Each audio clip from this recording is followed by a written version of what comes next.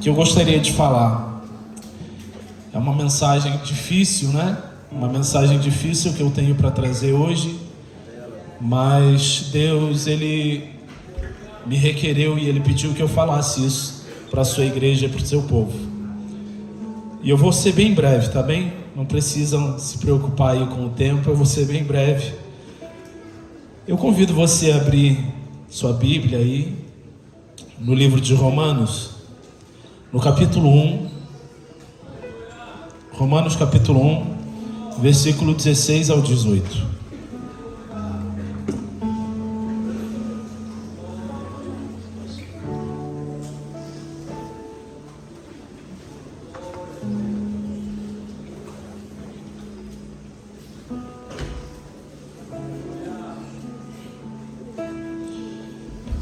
Amém. E a palavra de Deus diz assim: não me envergonho do Evangelho, porque é o poder de Deus para a salvação de todo aquele que crê, primeiro do judeu, depois do grego.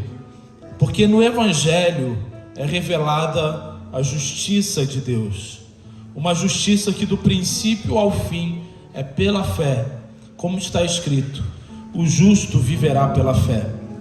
Portanto, a ira de Deus é revelada dos céus contra toda impiedade e injustiça dos homens, que suprimem a verdade pela injustiça. Amém? Bom, eu gostaria hoje de falar sobre pecado. E quando antes mesmo da pastora Débora falar comigo sobre trazer uma palavra, num dia ali na minha casa, no meu tempo aí de devocional, Deus já tinha falado comigo para eu falar sobre isso com vocês. E então eu fiquei assim meio baqueado, né? Meio assim, mas Deus, esse tema, será que é isso mesmo? E eu pensei, pronto, eu tenho tempo, era mais ou menos um mês atrás, eu tenho tempo, vou continuar orando. E continuamente Deus me requeria de falar sobre isso com os irmãos. E hoje nessa noite Deus falou algo muito forte no meu coração para falar para a igreja, que eu vou dizer mais para frente. Mas queridos, é importante a gente entender, não é? Essa mensagem do Evangelho, a mensagem que nós carregamos, a mensagem que nós pregamos, a mensagem que nós anunciamos e vivemos. Tem um texto, não é, muito conhecido de 2 Timóteo, capítulo 4, versículos 2 ao 4, que os irmãos não precisam abrir, mas que Paulo, ele fala e ele exorta Timóteo, seu discípulo, para que ele tivesse cuidado de pregar a palavra, e também tivesse cuidado, porque nos últimos dias teriam pessoas amantes de si mesmos, que eles ajuntariam mestres para si, para que pregassem somente a palavra, que desse aquele comichão no ouvido, que fosse agradável ao coração deles. E isso, irmãos, é uma realidade nos nossos dias.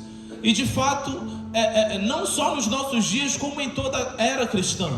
Porque nós somos tentados sempre a querer ouvir aquilo que nos agrada mais.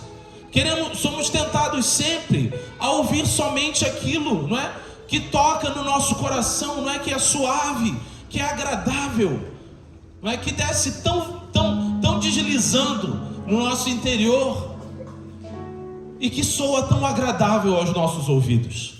Mas a palavra de Deus, o Evangelho de Cristo, muitas vezes ele nos confronta, muitas vezes ele nos exorta, ele nos reprova até algumas vezes, ele nos repreende, ele traz luz a situações da nossa vida que não queremos e não desejamos ver. O escritor aos Hebreus diz que a palavra de Deus é como uma espada de dois gumes, que é mais penetrante, do que uma espada de dois gumes. Veja bem, a gente usa esse versículo de uma forma bonita, que nós temos a espada de Deus. Mas irmãos, você ter uma espada na mão é bom, mas você ser furado com a espada não é tão legal, não é mesmo? E quando você lê a palavra de Deus, é como uma espada perfurando o seu interior, penetrando o seu interior. O Evangelho muitas vezes nos confronta, ele nos constrange, ele nos faz ver coisas ao nosso respeito que talvez nós não desejaríamos ver. E o texto que nós lemos, ele fala de algo muito forte, algo que Paulo ele repete 3 vezes na sua carta, tanto em Romanos, quanto em Efésios, quanto em Colossenses.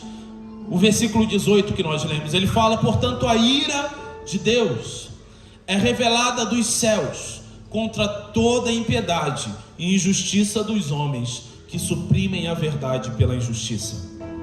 Então veja bem, para Paulo, o grande problema do homem é um só. O nosso grande problema é o pecado. O nosso problema maior não são outras coisas. O nosso problema maior não é quem é meu pai, quem é minha mãe, ou qual é a minha ascendência, ou o que aconteceu comigo no passado. O nosso problema maior é um só: o pecado. É o pecado. E esse é o grande problema do homem. Esse é o nosso grande problema. Esse é o seu grande problema. É o pecado, é a impiedade, é a injustiça. Nós sempre levantamos outras desculpas, outros problemas. Não, mas o problema é porque eu sou tímido. O problema é porque eu venho de uma família que é assim, assim, assado. O meu problema é porque eu passei por um trauma assim, assim, assim. O nosso problema é o pecado. O pecado.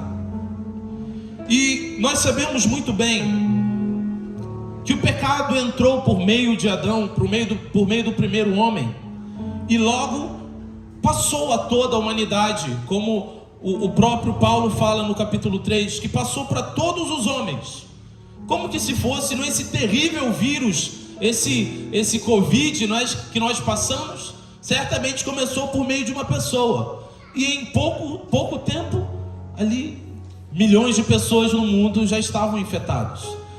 E o pecado funcionou assim, por meio de Adão, mas em vez de ser muitas pessoas, passou a todas as pessoas.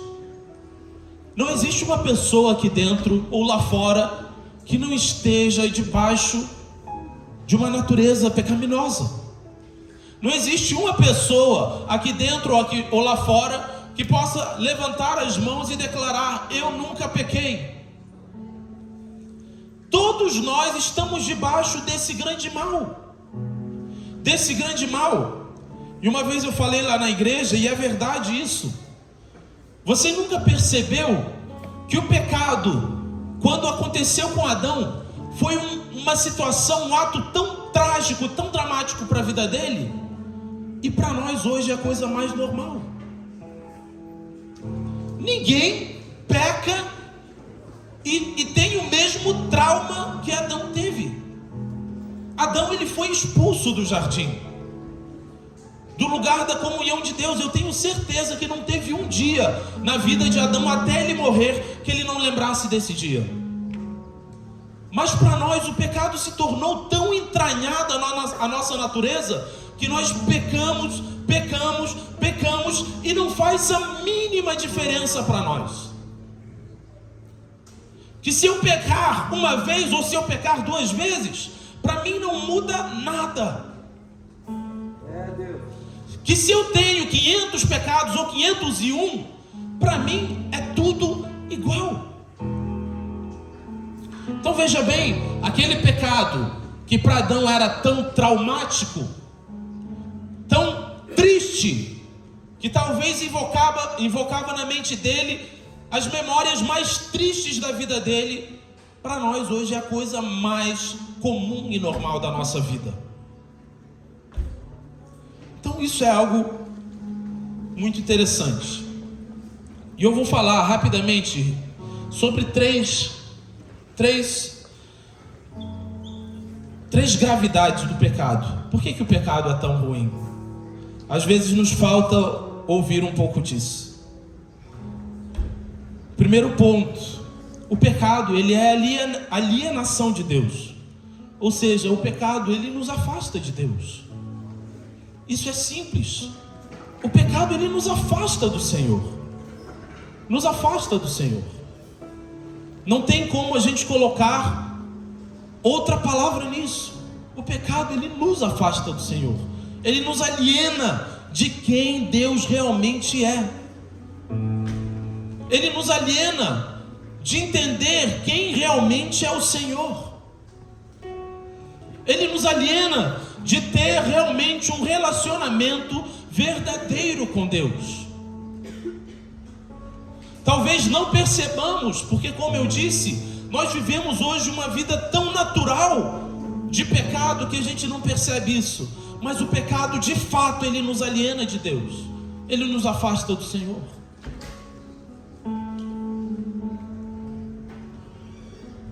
O pecado, ele te afasta de Deus. Ele te afasta do Senhor. Segundo ponto, o pecado, ele é depravador. E ele é deturpador. O pecado, ele corrói e corrompe tudo na nossa vida, irmãos. O pecado, ele corrompe a nossa razão. Ele corrompe a nossa vontade. Ele corrompe os nossos interesses. Ele corrompe as nossas emoções. Ele corrompe as nossas paixões, as nossas habilidades. Ele corrompe as nossas habilidades físicas e psicológicas. Tudo é comprometido por causa do pecado. Tudo é comprometido por causa disso. Entenda isso bem. Entenda isso. Talvez não era o que você queria ouvir hoje, mas entenda isso. O pecado, ele te corrompe por completo. Aquela imagem que Deus colocou em você, a imagem dele, dia a dia ele vai sendo corrompido por causa do pecado. Aquela imagem linda que reflete a glória dele, que ele colocou na sua vida, dia a dia ele vai sendo deturpado por causa do pecado. E isso podemos ver na palavra de Deus. Eu posso ler aqui um texto que está em Efésios.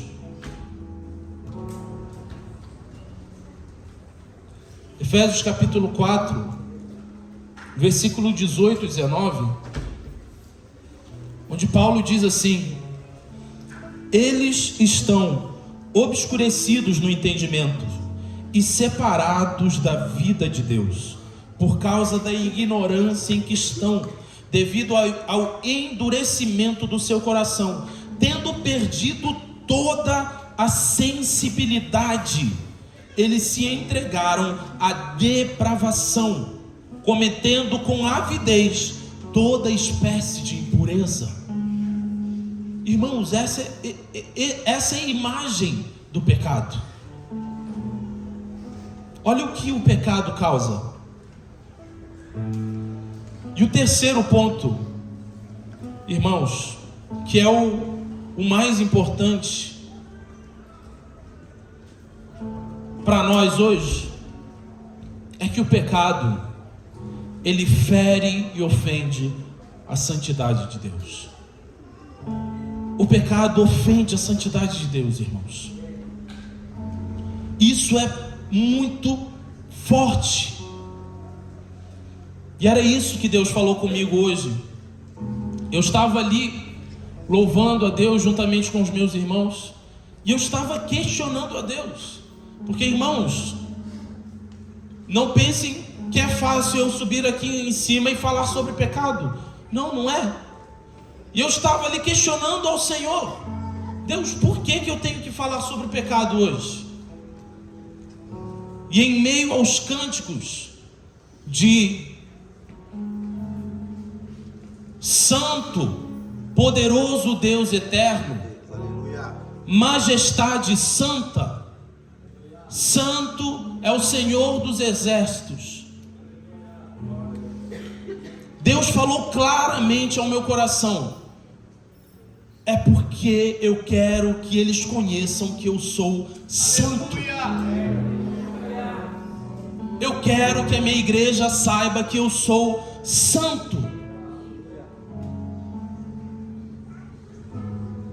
Não tem como nós conhecermos a bondade de Deus sem conhecermos a santidade de Deus. Não tem como nós termos intimidades com a graça de Deus e passarmos por cima da santidade de Deus. E Deus falou claramente comigo: tem muitas pessoas aqui dentro que questionam a mim. Por que Deus é tão duro comigo? Por que Ele é tão exigente comigo? Por que Ele me pede tantas coisas difíceis? E Deus falou claramente: não é porque eu tenho birra contigo, é porque eu sou santo. Deus me mostrou claramente pessoas questionando e dizendo: mas eu sou assim. Por que Deus me pede isso? Se eu nasci assim, se eu sou desse jeito? E Deus falou: eu sou santo. Não é porque Deus te odeia, não é porque Deus não te ama, não é porque Deus é mais exigente do que você, do que com as outras pessoas. É porque Deus é santo. Ele é santo. Ele é santo. Deus é santo. Ele habita no santo dos santos, onde Ele é clamado pelos anjos: santo, santo, santo é o Senhor dos exércitos, aquele que era, que é e que há de vir. Ele é chamado o Santo de Israel. O nosso Deus, Ele é santo. E se você quer conhecê-lo de verdade, se você ouviu essas palavras e você foi tocado e você disse: eu quero conhecer mais a Deus, eu preciso te dizer isso: Ele é santo. Ele é santo. O escritor aos Hebreus diz que Ele é fogo consumidor. Fogo consumidor não quer dizer fogo de sentirmos bem no meio do culto. Quer dizer que Ele é santo. E se queremos conhecê-lo mesmo, nós temos que conhecer que Ele é santo.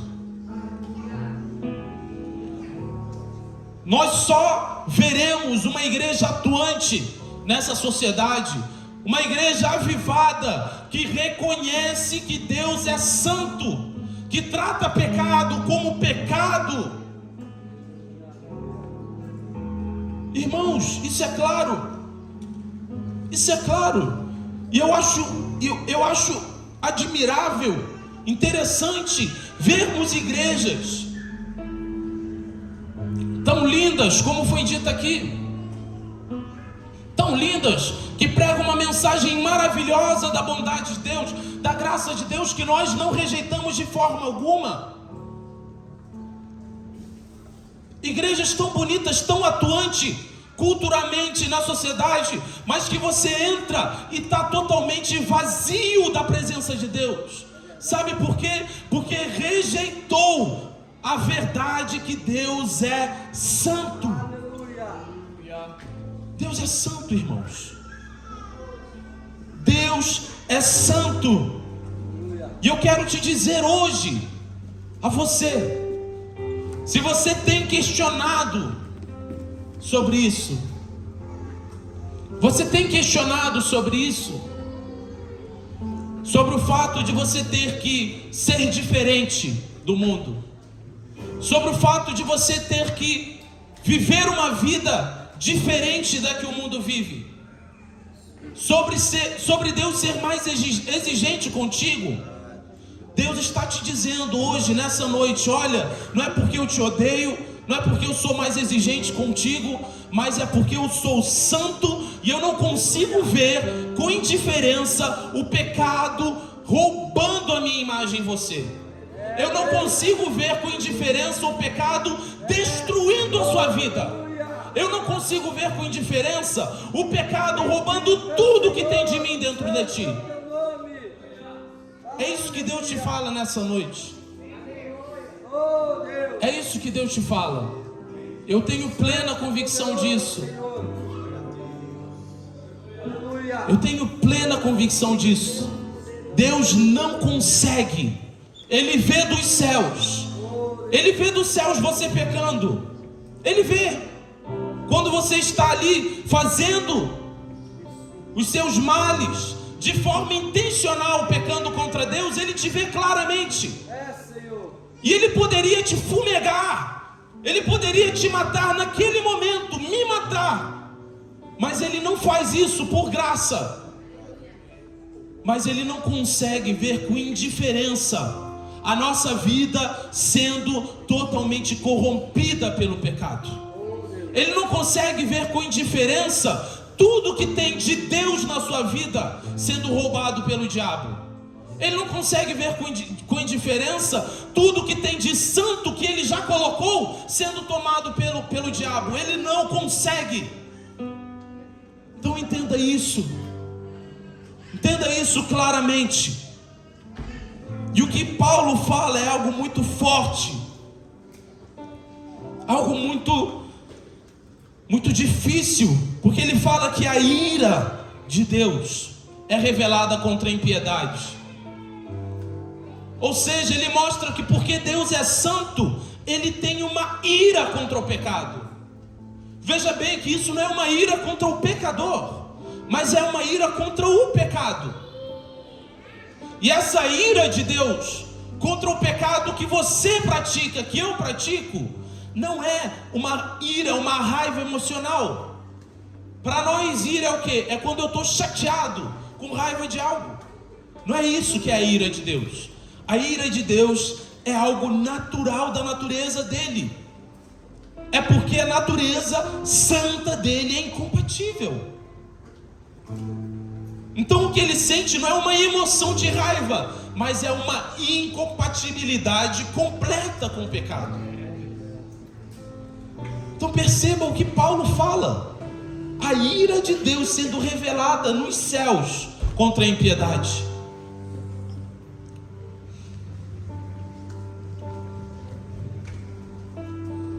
Mas irmãos, eu não vim aqui simplesmente para dar essas más notícias e a notícia clara que você e eu sou pecador. Eu creio que isso você já sabia antes de eu falar aqui. Mas eu gostaria de trazer também boas notícias para você. Aleluia.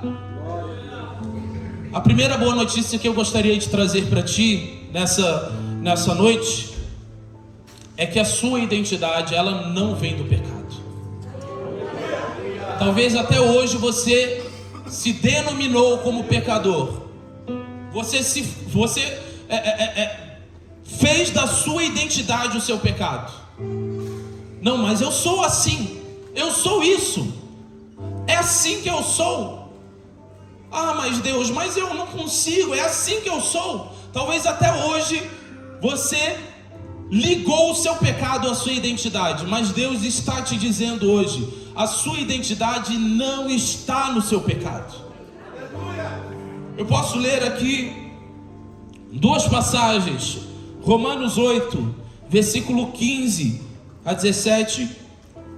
A palavra diz: porque vocês não receberam um espírito que os escravize para novamente temerem, mas receberam o Espírito que os torna filhos por adoção, por meio do qual clamamos: Abba, Pai. E o próprio Espírito testifica ao nosso espírito que somos filhos de Deus. Se somos filhos, então somos herdeiros, herdeiros de Deus e co-herdeiros com Cristo. Aleluia. E se de fato participamos dos seus sofrimentos, para que também participemos da sua glória.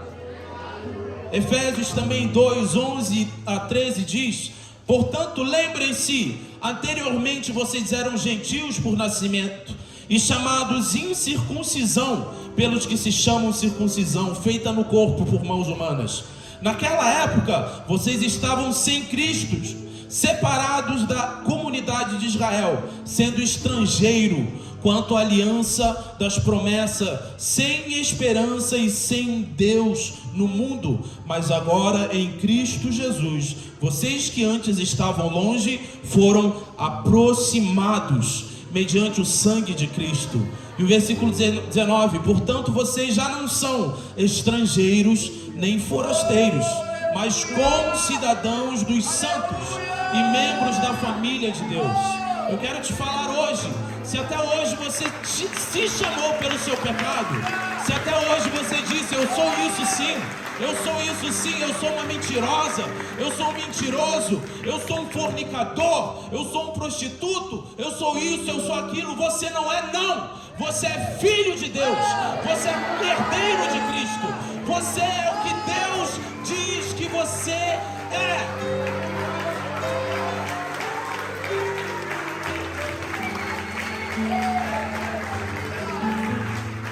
Eu queria lembrar para você todas as palavras que já foram liberadas por ti, sobre você nesses dias. Primeiro, você é ungido por Deus. Segundo, você é um sacerdote de Deus. Terceiro, você é um profeta de Deus. Você é purificado, você é justificado, você é filho de Deus, você é eleito em Cristo, você é mais do que vencedor. Essa é a sua identidade.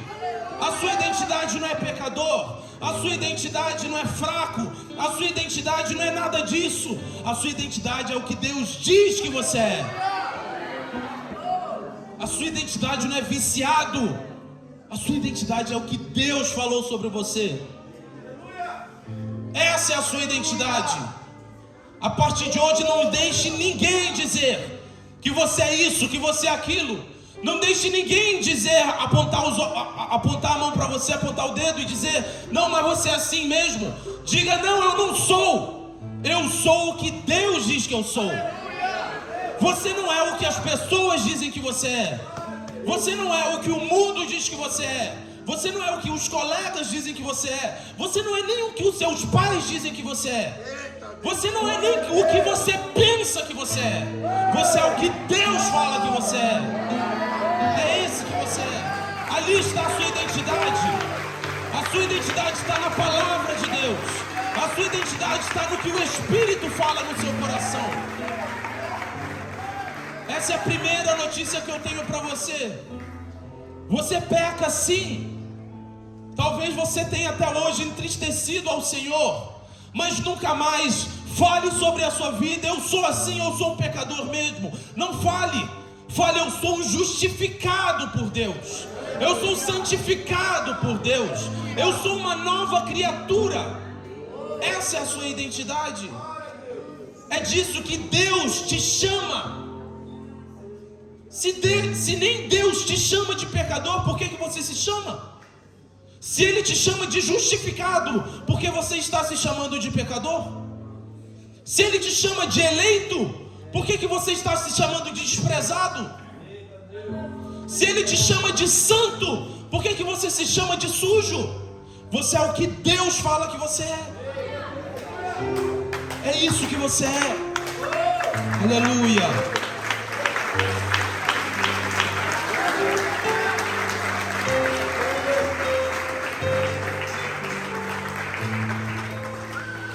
E o último ponto que eu gostaria de falar nessa noite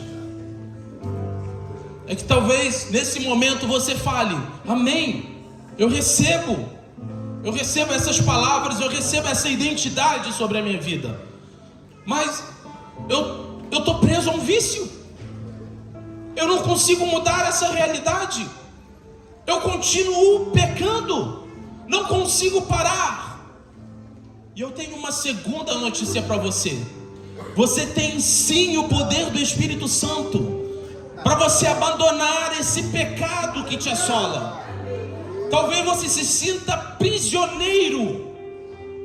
Você talvez esteja há anos tentando abandonar esse pecado. E o Senhor está te dizendo: você tem o poder, por meio do Espírito Santo, de abandonar isso. Eu já me vi dessa forma. Eu lembro que eu me vi assim: Deus, eu não consigo abandonar isso. Como que eu irei parar de fazer isso? E então esses dias, depois de muitos anos, eu parei para pensar e eu lembrei e eu falei: graças a Deus que o pecado não tem domínio sobre mim mais. Graças a Deus que hoje eu posso olhar para mim e dizer: esse pecado que eu olhava lá atrás e dizia, como que eu vou escapar disso? Hoje eu posso dizer com todas as palavras da minha boca: isso não tem nenhum poder sobre mim mais. Então existe poder dos céus para te libertar. Existe poder dos céus para te livrar das garras do pecado. Existe poder dos céus para quebrar os grilhões do vício que você está preso. Existe poder dos céus para te curar completamente. É a segunda notícia que eu tenho para você hoje. E essa notícia é para você mesmo, é para você. É para você, eu sei que você sabe quem você é. Você que está preso ao pecado ainda, que tem lutado por anos e não consegue parar. Você chora, você clama. Quando você vai orar, você diz que não é digno, porque você é pecador, porque você está cheio de pecados, porque você ainda não abandonou o vício. Deus está te dizendo hoje claramente: o meu poder está aqui hoje para te livrar, para te libertar por completo. Depois dessa noite você vai sair daqui, você não vai ter um mínimo desejo de voltar ao que você fazia antes. Depois dessa noite você vai sair daqui e você vai ter forças para levantar diante do diabo e dizer: hoje não, diabo, sai daqui. Aleluia, amém. Irmãos, nós vamos passar por um momento de ministração e eu quero chamar aqui na frente justamente você que se sente dessa forma. Eu sei que você vai sentir vergonha, é meio vergonhoso você se expor dessa forma, mas se você crer que tem de fato o poder de Deus nesse lugar para te libertar, venha.